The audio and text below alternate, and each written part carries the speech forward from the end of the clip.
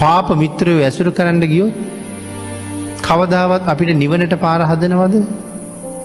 බාලයෝ ඇසුරු කෙරුවොත් නිරේටමයි පාර හදයි.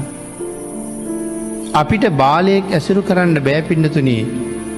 මගේ අහවල් වැඩ ටික කරවගන්න විතරයි ඇසුරු කරන්න කියලා හිතන්න බෑ. භාග්‍යවතුන් වහන්සේ කිව්වේ එපාමයි කියලා.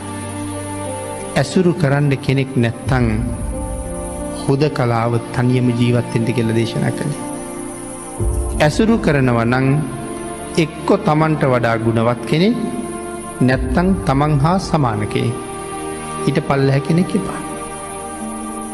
මංගල සූත්‍රයේ ලෝකෙ තියෙන උතුම්ම කාරණා 38 ගෙන හැර දක්වපු සූත්‍රය. මීට වඩා උතුම් කරුණක් තව තියෙනවා නම් භාග්‍යවතුන් වහන්සේ 39 වෙනි කරුණ හැටියට ඒකත් පෙන්වනවා. සරුවක්